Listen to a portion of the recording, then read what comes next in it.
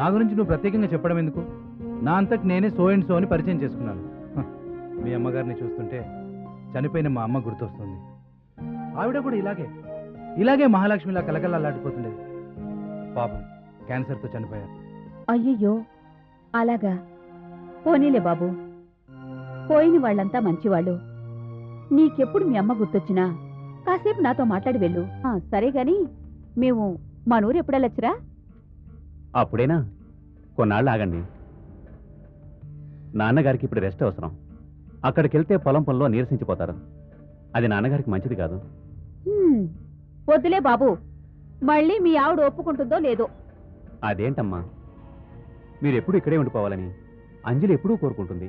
నవ్వితే మీకు మతిపోతుందన్నారుగా, అందుకే ఇక నవ్వను. ఇదిగో, సంతోషంలో నేనేదో అంటే దానికి పెడర్థాలు చేస్తే ఊరుకునేది లేదు. ఏం చేస్తారు? నాలాంటి మంచి మొగుడి కోపం వస్తే ఏం చేస్తాడో నువ్వే చెప్పు. ఏమో, నాకేం తెలుసు, మీరే చెప్పండి బాబు. 1 జడ పట్టుకు లాగటం, 2 ముక్కు పిండటం, 3 కళ్ళ మీద ఉప్పును వదటం. బాబు, మీకు మీ శిక్షలకో నమస్కారం. వదిలేస్తే ఎటో వెళ్ళిపోయేలా ఉన్నారు. ఇంతటితో ఆపేద్దాం.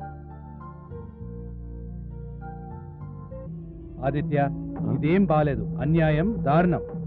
నాకేం నచ్చలేదు. హాయ్ కుమార్, దాదా కూర్చో కూర్చో. ఏంటి వస్తూనే నిందలేస్తున్నావు? ఏది దారుణం, ఏది అన్యాయం? నేను వచ్చేసరికి మీ ఇద్దరు ఆది దంపతుల్లా చదరంగం ఆడుతుంటే చూసి ఆనందపడాలనుకున్నాను, కానీ వచ్చేసరికి మూసేశారు. నీ కోరికేంటో నువ్వు చెప్పావు, సంతోషం. మరి నా కోరికేంటో కూడా వింటే బాగుంటుంది కదా. ఏంటా కోరిక చెప్పు. అంజలి నీ చేతిలో ఒకసారి ఓడిపోయింది.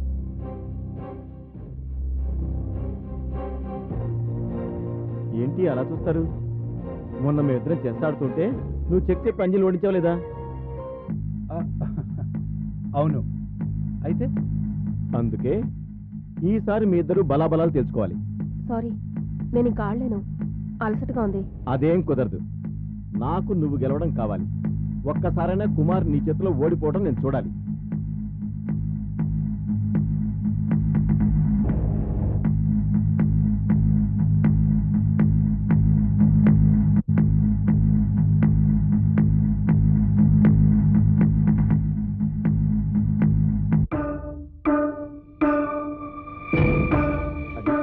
ఇలా రండి.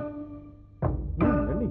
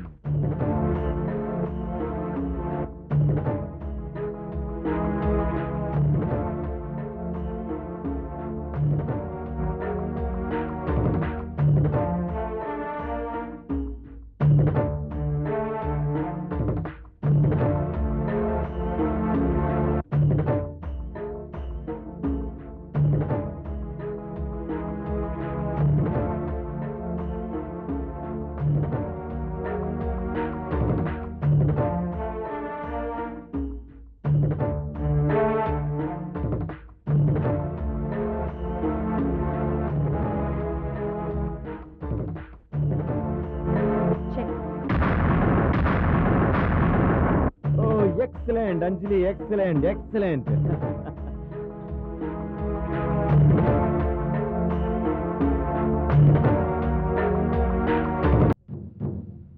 చూసావా, వీళ్ళు ఇంకా రాలేదు. ఏం చూడమంటావు? నీ ముద్దుల కోడలు నీ కొడుకును వెంటేసుకుని షికార్లు తిరగడమా? సిగ్గు శరం లేదు దానికి. ఇంట్లో పెద్దవాళ్ళు ఉన్నారన్న జ్ఞానం కూడా లేదు దానికి. అసలు దాన్ని కాదే, వీణ్ణనాలి. పెళ్ళాం మీద మరీ అంత మోజేంటో. నీది మరీ అమాయకత్వమే అమ్మా. అంజల్ని వాడు పిలిచుండడు. ఇదే మొగుణ్ణి బయటికి తీసుకెళ్ళమని గారాబం చేసుంటుంది. ఏదో ఒకటి, ఇద్దరూ టైము పాడు లేకుండా బయటికెళ్లారు. ఇప్పుడు మీ నాన్నగారు హాస్పిటల్ ఎవరు తీసుకెళ్తారే? వాళ్ళవన్నీ ఎందుకు పట్టించుకుంటారు? ఇంట్లో ఏదో చప్పిడి కూడా మన కోసం వండి పడేసింది. బయటికెళ్ళి హోటల్ తిండి తిని మొగుడు జోబు ఖాళీ చేస్తుంది. అబ్బో, పైకి కనపడదు కాని మహాజాన. మనం దాన్ని ఎంత తిట్టుకుంటే ఏం లాభమే? ఈ చెవితో వింటుంది, ఆ చెవితో వదిలేస్తుంది. పైగా వద్దని పని మరీ మరీ చేస్తుంది.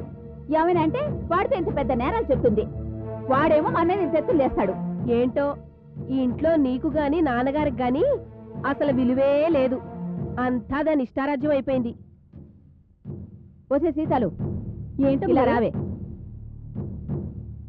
అసలు నీకు బుద్ధి జ్ఞానం ఉందా? నువ్వు మనిషి బతికినా బతికేది? నానేం చేశాను అమ్మగారు? ఇంట్లో ఇంతమంది ఎదురు చూస్తుంటే నువ్వు ఇప్పుడే పనికొచ్చేది. అమ్మగారు, నేను సీతాల్ని. తెలుసు నువ్వు సీతాలువని, కానీ తిడుతున్నది నిన్ను కాదే, మీ అమ్మాయి గారిని. చిచి, సిగ్గు సెలవు లేకుండా మొగుడుతో షికారుకెళ్ళింది. ఇప్పుడు అర్థమైంది అమ్మగారు.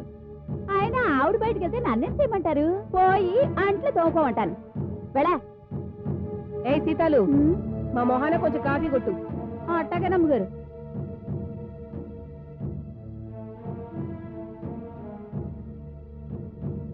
ఇదేమిటి అబ్బాయి ఇంకా రాలేదు? మేము అదే ఎదురు చూస్తున్నామండి. డాక్టర్ దగ్గరికి వెళ్ళే టైం అయిందే, ఎలా? ఎలా అని మమ్మల్ని అడిగితే మేమేం చెప్తానన్నా? అంతా మీ ముద్దులు కొడలే చేసింది. మధ్యలో అంజలి ఏం చేసింది? మీరు డాక్టర్ దగ్గరికి వెళ్తారని తెలిసే కావాలని మొగుడిని బయటికి తీసుకెళ్ళింది. ఇప్పట్లో రారు వాళ్ళు. చేచే, నువ్వు వక్రంగా ఆలోచించకు. అంజలి ఎప్పుడు అలా చేయదు. అలా నెత్తికెక్కించుకున్నారండి. చాలా గొప్ప కోడల్నే తెచ్చుకున్నారుగా. నన్ను నా కొడుకుని కాకుండా చేసింది ఆ మహమ్మారి. వరలక్ష్మి, నీకెన్నిసార్లు చెప్పినా బుద్ధి మార్చుకోంటే. అంజలి చాలా మంచి పిల్ల. ఆ పిల్లని ఏమనంటే కళ్ళు పోతాయే. మా కళ్ళు పోవడం సంగతి అలా ఉంచండి. మీరు గనక ఇవాళ డాక్టర్ దగ్గర ట్రీట్మెంట్ తీసుకోకపోతే మీ ఆరోగ్యం పాడవుతుంది. ముందు మీరు అక్కడికి వెళ్ళే మార్గం ఆలోచించండి. అదే నేను ఆలోచిస్తున్నా. ఎప్పుడు అబ్బాయే తీసుకెళ్ళటం వల్ల ఆ దారి కూడా సరిగ్గా గుర్తుపెట్టలేను. నమస్కారం సార్. నమస్కారం. రా బాబు రా. రా బాబు, కూర్చో. ఏంటి మీరేదో ఆలోచనలు అంటున్నారు? నేను వచ్చి మీకేం డిస్టర్బ్ చేయలేదు కదా? అబ్బే, అలాంటిదేం లేదు బాబు. మీ అంకులు డాక్టర్ దగ్గరికి వెళ్ళాలి. తీసుకెళ్ళడానికి అబ్బాయి ఇంకా రాలేదు. డాక్టర్ ఇచ్చిన టైం అయిపోయింది. ఎలాగాని ఆలోచిస్తున్నాం అంతే. అబ్బా, దానికి ఎందుకండి ఇంత ఆలోచన? ఏమండి మీరు రండి, నేను తీసుకెళ్తాను కదా. రండి. నీకెందుకయ్యా శ్రమ? ఏమండి, మీ దృష్టిలో నేను మీ అబ్బాయి ఒకటే కదా? అవును బాబు. మరి అలాంటప్పుడు నేను సాయం చేయడంలో తప్పేముంది?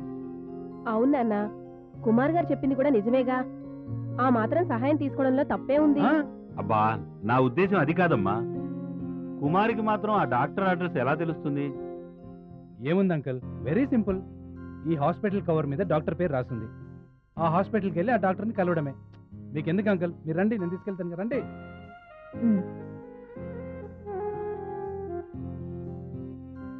ఏది ఏమైనా ఈ కుమార్ బంగారం లాంటి మనిషి. అతన్ని చూస్తుంటే ముచ్చటేస్తుంది.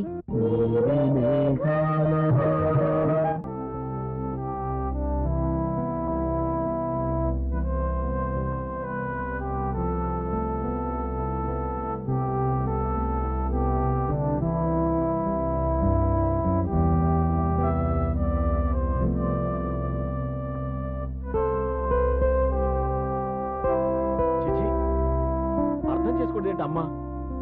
అనుకోకుండా ఆలస్యమైంది. ఆల్రెడీ నేను డాక్టర్కి ఫోన్ చేసి అపాయింట్మెంట్ 1 గంట లేట్గా ఫిక్స్ చేశాను. ఆ విషయం చెప్దామంటే ఫోన్ ఏమో సరిగ్గా పనిచేయడం లేదు. వాళ్ళు ఫోన్ సరిగ్గా పెట్టుకోకపోతే దానికి నేనేం చేస్తాను? పోనీలేండి, అసలు టాపిక్ వదిలేయండి. అది కాదు అంజలి, తప్పు వాళ్ళ దగ్గర పెట్టుకుని అన్ని మాటలంటే ఎలా? నన్నన్నా పర్వాలేదు, మధ్యలో నువ్వేం చేసావు? ఏమండి, అత్తయ్య గారి తత్వం మీకు తెలుసు కదా. ఆవిడికి మొదటి నుంచి నేనంటే కోపం అని తెలుసు కదా. అలాంటప్పుడు మనమే జాగ్రత్త పడితే బాగుండేది. ఈ ఇంట్లో ఎవరు ఎవరి పద్ధతులు మార్చుకోలేరు. నువ్వో మనిషి ఉన్న సంగతే వాళ్ళకి గుర్తుండదు. ఈ సమస్య ఎప్పటికి తీరుతుందో నాకు అర్థం కావట్లేదు. పర్వాలేదండి, నేను మీకోసం ఎంత కష్టానైనా భరిస్తాను. అదే ఎందుకు అని అడుగుతున్నాను. ఎదురు తిరిగి అంజలి, ఒక్కసారి ఎదురు తిరిగి మాటకి మాట సమాధానం చెప్పు. తప్పండి, మీరే నన్ను అలా ప్రోత్సహించడం చాలా తప్పు. ఏ తప్పు చేయని నిన్ను అన్ని మాటలంటాం వాళ్ళ తప్పు కదా? వాళ్ళు నా వాళ్ళు మనవాళ్ళు. వాళ్ళు ఏం చేసినా నేను తప్పు పట్టలేను. నువ్వు ఇంటి కోడలుగా రావటం నా అదృష్టం. నిన్ను అర్థం చేసుకోకపోవటం వాళ్ళ దురదృష్టం. రోజు రోజుకి వాళ్ళలో దుర్మార్గం పెరిగిపోతుంది. నాన్నగారి ఆరోగ్యాన్ని దృష్టిలో పెట్టుకుని బలవంతాన భరిస్తున్నాను. లేదంటే వాళ్ళని ఈ పాటికే మన ఊరు పంపించేసేవాడిని. నా వరకు ఎందుకు, నాన్నగారే తీసుకెళ్లిపోయేవారు. వద్దండి, అలా ఆలోచించొద్దు. పెద్దవాళ్ళ ఇంట్లో ఉండడం మనకెప్పటికైనా శ్రేయస్కరం. మా అమ్మలోను అక్కలోను పెద్దరికాన్ని నువ్వెలా చూడగలుగుతున్నావో అర్థం కాక నవ్వొస్తుంది. అది సరే, మీ నాన్నగారు ఇంకా రాలేదు, దాని గురించి ఆలోచించండి. లేదా ఓసారి హాస్పిటల్కి వెళ్ళిరండి. అక్కర్లేదు, నాన్నగారిని చూసుకోవడానికి కుమార్ ఉన్నాడుగా. పాపం నా బదులు నాన్నగారితో వెళ్ళి అతను తన పనులు పాడు చేసుకుంటున్నాడో ఏంటో. ఏది ఏమైనా కుమార్ మన ఇంట్లో బాగా కలిసిపోయాడు. ఎప్పుడో మనం అతనికి రుణపడిపోయి ఉంటాం. నిజంగా అంత మంచి ఫ్రెండ్ దొరికినందుకు నాకెంతో గర్వంగా ఉంది. ఈ కుమార్ గురించి ఈయనకి తెలియక ఇలా ఏదో మాట్లాడుతున్నారు. ఈ కుమార్ గురించి తెలిసిందంటే దగ్గర కూడా రానిచ్చేవారు కాదు. చెప్పేస్తాను, ఇప్పుడే చెప్పేస్తాను. అంజలి, ఆ? ఆ. అదేంటి అలా అయిపోయావు? ఏం లేదు, మీరు కుమార్ని అంతలా నమ్మడం నాకు నచ్చడం లేదు. అదేంటి, అతనిలో నీకు దోషమే కనిపించింది? అతను అతిగా అందరినీ ఆకట్టుకుంటున్నాడేమో అనిపిస్తోంది. అలాగని ఎందుకు అనుకుంటున్నావు? దానివల్ల అతనికి లాభం ఏముంది? ఏదో స్వలాభం ఉండొచ్చు కదా. అంటే ఎవరినైనా మోసం చేస్తాడని నీ ఉద్దేశమా? ఇంచుమించుగా అలాగే అనిపిస్తుంది. మోసం చేయాలనే ఉద్దేశంతోనే అతను మన మధ్య తిరుగుతున్నాడు అనిపిస్తోంది. అతని వల్ల మనకేదో నష్టం జరుగుతుందని భయంగా ఉందండి. అంజలి, నీది మరీ పిరిగితనం. నేను కుమార్ని బాగా స్టడీ చేశాను. అతను నిజంగానే పెద్ద పారిశ్రామికవేత్త. అతని ముందు అంతస్తు పరంగా మనం ఎందుకు పనిచేయం? అలాంటిది అతనికి నన్ను మోసం చేసే అవసరం ఏముంటుంది? కొంతమంది అంతే, ఫ్రెండ్షిప్కి బాగా వాల్యూ ఇస్తారు, ఇట్టే కలిసిపోతారు. అది కాదండి, ఎందుకైనా మంచిది అతను కొంచెం దూరంగా ఉంచడం మంచిదనిపిస్తుంది. నువ్వు నీ సైడ్ నుంచి ఆలోచిస్తున్నావు. సరే, కొన్నాళ్ళు అతన్ని గమనిద్దాం. మంచివాడు అనిపిస్తే ఫ్రెండ్షిప్ చేద్దాం, లేదంటే కట్ చేద్దాం. సరేనా?